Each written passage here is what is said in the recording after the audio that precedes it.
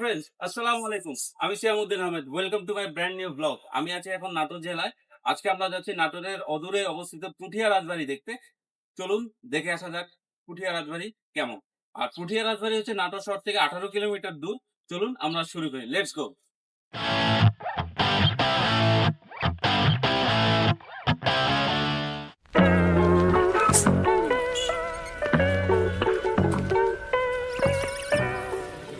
পুঠিয়া রাজবাড়ি যেতে হলে সবার আগে যেতে হবে হরিশপুর বাইপাস।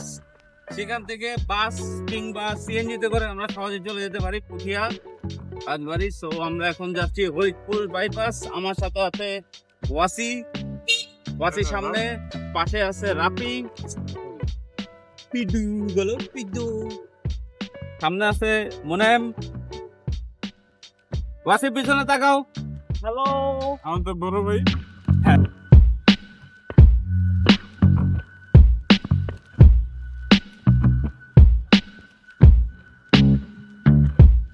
আচ্ছা, হরিশপুর থেকে পাওয়া যাবে রাজশাহীর বাস।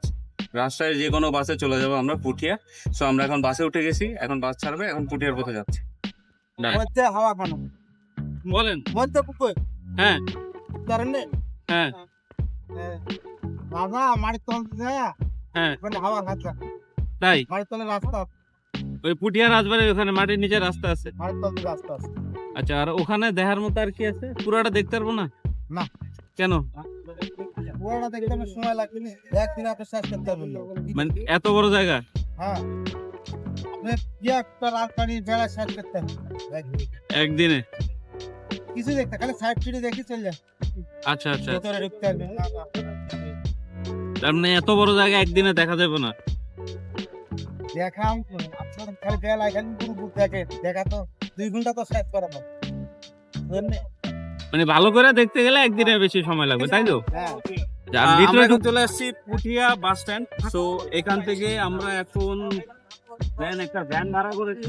তো পুঠিয়া বাস স্ট্যান্ড থেকে আমরা এখন যাব রাজবাড়ির দিকে। চলো।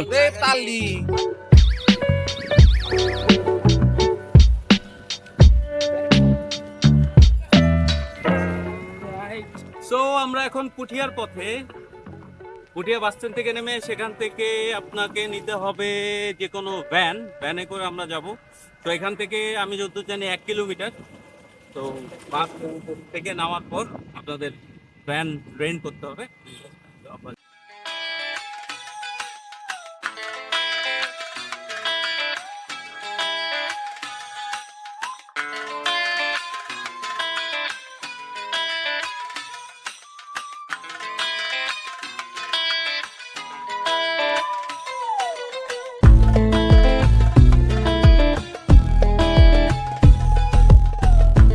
আসছি এখন পুঠিয়া রাজবাড়িতে। তো আমরা যে জায়গায় এখন দাঁড়িয়ে আছি এটা হচ্ছে শেষ দিকটা, এখান থেকে আমরা শুরু করব।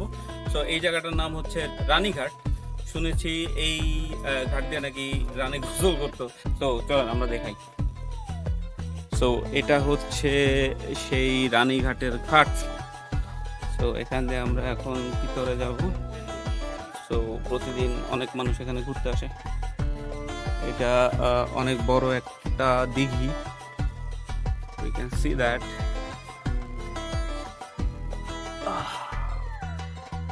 So এই জায়গাটাকে রানীঘাট বলে। So এখান থেকে আমরা এখন ভিতরের দিকে যাব। এখান থেকে একটু ভিতরের দিকে গেলে আমরা দেখতে পাচ্ছি হচ্ছে একটা মন্দির। এবং এই মন্দিরের সবচেয়ে বিশেষ যে জিনিসটা সেটা হচ্ছে মন্দিরের গায়ে অসম্ভব সুন্দর টেরাকোটার কাজ করা। So I think we can show you these things.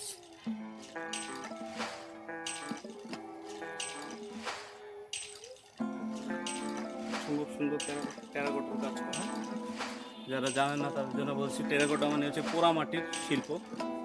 তো বিভিন্ন দেব দেবী বিভিন্ন ধরনের ডিজাইন আমরা দেখতে পাচ্ছি।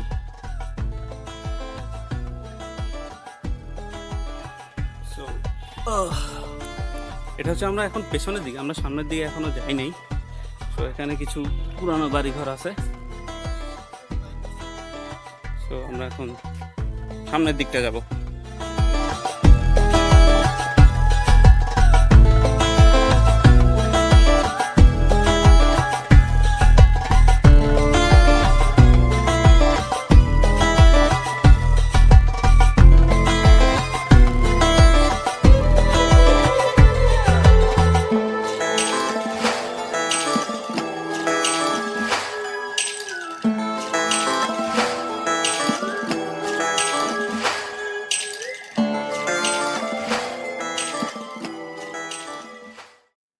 আমার পেছনে যে বাড়িটা দেখতে পাচ্ছেন সেটা হচ্ছে পুঠিয়া রাজবাড়ির মেইন রাজবাড়ি।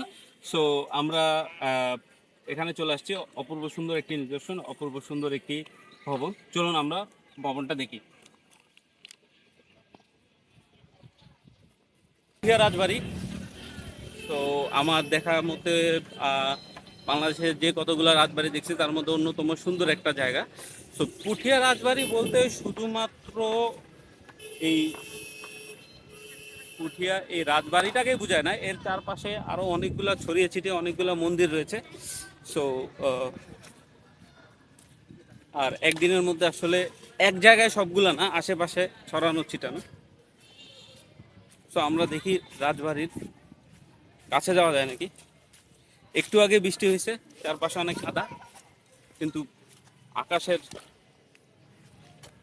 ভয়ঙ্কর সুন্দর আকাশ। সো আমরা চলে আসছি পুঠিয়া রাজবাড়ির সামনে। এটা হচ্ছে প্রধান ফটক। Let's see. অপূর্ব সুন্দর সব ডিজাইনগুলো, এবং এই রাজবাড়ির স্থাপিত হয় 1895 সালে। আমরা ভিতরে যাচ্ছি। সো একটা দরজা খোলা পাইছি।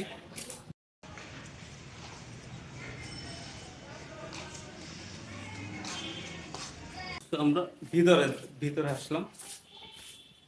ভিতরে রয়েছে একটি মন্দির। এটা গোবিন্দ মন্দির বলতে পারেন, রাধা কৃষ্ণ মন্দির। জি জি।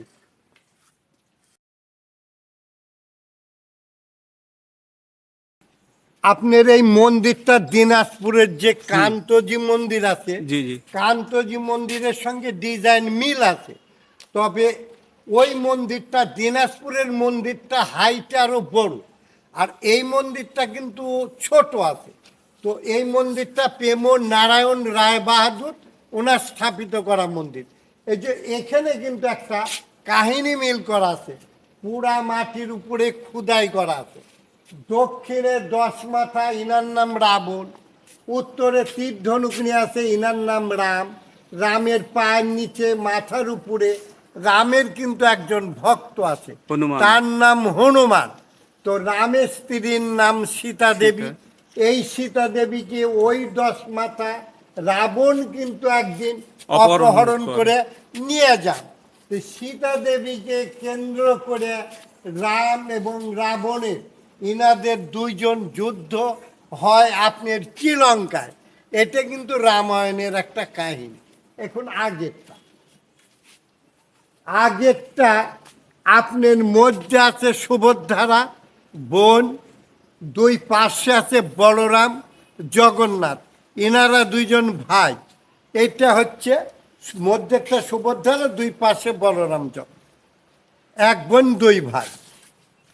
আপনার এখানে আছে পঞ্চ পাণ্ডবের সঙ্গে যে কুরুক্ষেত্রের যে যুদ্ধটা হয়েছে, এটা কিন্তু আপনার একটা মহাভারতের কাহিনী। অর্জুন যে ওরা 5 ভাই ছিল, পঞ্চ পাণ্ডব। এই যে নিচেরটা দেখছেন, নিচেরটা হচ্ছে আপনার সেই আমলের, এইটা কিন্তু যুদ্ধের একটা সাজোয়া বাহিনী। আচ্ছা। এবং উপরেরটা দেখছেন, উপরেরটা ইন্ডিয়াতে যে দিল্লি আছে, জি জি, দিল্লি থেকে 80 কিলোমিটার দূরে জায়গাটার নাম বলে বৃন্দাবন। আচ্ছা আচ্ছা। আচ্ছা, বৃন্দাবন থেকে 9 কিলোমিটার দূরে জায়গাটার নাম বলে মথুরা। আচ্ছা। আপনি এই যে কদম গাছের ডালে যে বসে আছেন, ইনার নাম কৃষ্ণ, ইনার কিন্তু জন্মস্থান জায়গা মথুরা। ওই যে আগে আপনার দেখছেন ওই যে ঘোষে গায়ে দোয়াচ্ছে, ওনার নাম কিন্তু নন্দ ঘোষ। আচ্ছা আচ্ছা। উনি গাভী দোয়াচ্ছেন, দুধ সংগ্রহ করছেন কার জন্যে? এই যে কদম গাছের ডালে যে কৃষ্ণ বসে আছেন, ইনার দুধ ছানা লাগবে বলে উনি গাভী দোয়ান।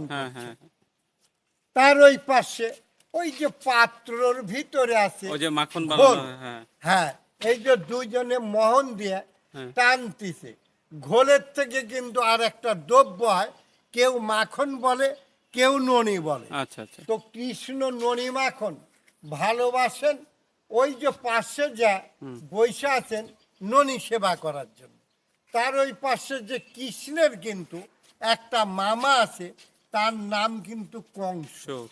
তো কংস কিন্তু আবার কৃষ্ণের 7টা ভাই বোনকে কিন্তু আচার দিয়ে দিয়ে মেরে ফেলেছেন। এই জন্য অষ্টম গর্ভে কৃষ্ণ জন্মগ্রহণ করার কারণ কংসকে বধ করার জন্য, এবং কৃষ্ণ কংসকে বধ করেছেন। এটা টিভির ইয়েতে দেখায়। আপনার এইটা রাজ দরবার, এইটা রাজ দরবার, প্রজাদের খাজনা আদায় হতো এবং বিচার টিচার হতো। আপনার পূর্বের নাম কিন্তু রাজশাহী ছিল না। আচ্ছা আচ্ছা। পূর্বের নাম কি ছিল তাহলে বলবেন? পূর্বের নাম ছিল রামপুরিয়া বোয়ালিয়া। আচ্ছা। আপনার রাজশাহী ডিস্ট্রিক্টে যত রাজা জমিদারের বসবাস, অন্য কোনো ডিস্ট্রিক্টে এত রাজা জমিদার নাই। এই কারণের জন্যই কিন্তু রাজশাহী হয়েছে। রাজশাহী সাহেববাজারের পর যে সোনাদিঘির মোড় আছে, বাম পাশে যে কলেজটা আছে, কলেজের ভিতরে যে ছাত্রবাসটা, ছাত্রবাসটা কিন্তু আমাদের এখানকার রানী হেমন্ত কুমারী। ছাত্রবাসটা উপরে লেখা আছে রানী হেমন্ত কুমারী ছাত্রবাসটা তৈরি করে দেন। এবং গোটা শহরের ঢোপকল আছে পানি খাওয়ার, এই ঢোপকলটাও কিন্তু রানী হেমন্ত কুমারী করে দেন। এবং আমাদের যে সামনে পূজাটা আসতেছে দুর্গা পূজা, এটা কিন্তু 250 বছর আগে ছিল না। তো পশ্চিম বাংলায় ছিল না, কিন্তু গোটা ভারতবর্ষে ছিল না। তো তাহলে এই পূজাটা আপনি কে নিয়ে আসলো? এখান থেকে 30 কিলোমিটার দূরে তাহেরপুর বলে একটা জায়গা আছে। তাহেরপুর উনিও কিন্তু রাজা ছিলেন, ওনার নাম কংস নারায়ণ রাজা। উনি কিন্তু এই দুর্গা পূজা সর্বপ্রথম উনি কিন্তু উদ্বোধন করেন, এবং সেই আমলে কিন্তু দুর্গা পূজা ওনার 1 লক্ষ টাকা ব্যয় হয়েছে, তবু উনি সুন্দরভাবে পূজাটা পরিচালনা করতে পারছিলেন না। কথা থেকে জানতে পারলাম এই জায়গার যে ইতিহাসটা। সো আমরা অনেক কিছু জানতে পারলাম যেটা আসলে আমরা আগে জানতাম না। So this is the Govind Mandir, Govind মন্দিরের ইতিহাস। সো গোবিন্দ মন্দিরে আমরা আরেকটু ভালো করে দেখব, সেটা হচ্ছে গোবিন্দ মন্দিরের যে গঠন, সেটা আসলেই খুবই শিল্পী তত্ত্ব মোতাবেক। এবং গোবিন্দ মন্দিরের যে টেরাকোটার ডিজাইনগুলো, এটা অনেকটা মিল পাইছি আমি এই ডিজাইনগুলো অনেকটা পিছনে আরেকটা মন্দিরের সাথে, এই ডিজাইনগুলোর অনেকটা মিল, যেটা আমরা ঢোকার সময় দেখছি। হ্যাঁ হ্যাঁ হ্যাঁ, ওইটার সাথে ডিজাইনগুলোর অনেকটা মিল পেয়েছি। সো আমরা আরেকটু ভালো করে দেখি।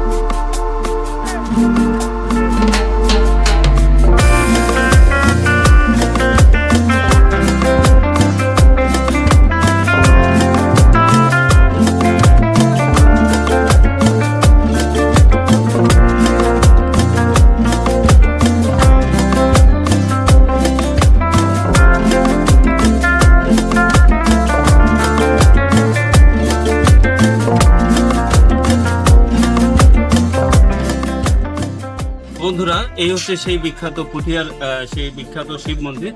তো পুঠিয়া ঢুকতে গেলেই সবার প্রথমে শিব মন্দিরটা পড়ে। আমরা যেহেতু শেষ দিক থেকে শুরু করছি, সো আমরা শেষ দিক থেকে মাঝখানে হয়ে আমরা এখন এখানে শেষ করতে নিদর্শন প্রত্নতাত্ত্বিক, যেটা এখন সংস্কারের কাজ চলতেছে। এর আশেপাশে আরেকটা মন্দির, এখানে সংস্কারের কাজ চলতেছে।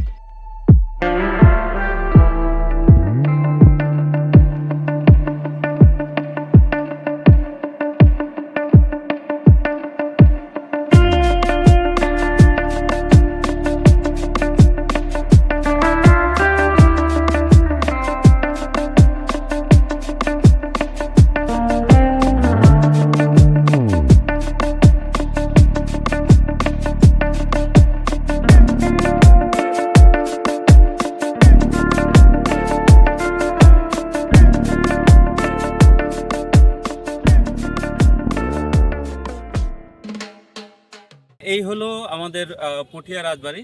সো পুঠিয়া রাজবাড়ি এলাকাটা বা এর প্রত্নতাত্ত্বিক নিদর্শনটা শুধুমাত্র এই রাজবাড়ি কেন্দ্রিকই না, এর চারপাশে বিভিন্ন জায়গায় ছড়িয়ে ছিটিয়ে আছে এই পুঠিয়া রাজবাড়ির বিভিন্ন ধরনের মন্দির এবং পুরনো ভগ্ন বাড়ি ঘর এবং বিভিন্ন ধরনের প্রত্নতাত্ত্বিক নিদর্শন। এর আগে আমরা পেছনে দেখেছি যে রানীঘাট, তারপরে দেখেছি যে আমরা কালী মন্দির, এখন আমরা দেখলাম জগন্নাথ মন্দির এবং আরও সামনে রয়েছে শিব মন্দির এবং আরও অনেকগুলা ছড়িয়ে ছিটিয়ে অনেকগুলা চারপাশে মন্দির আছে।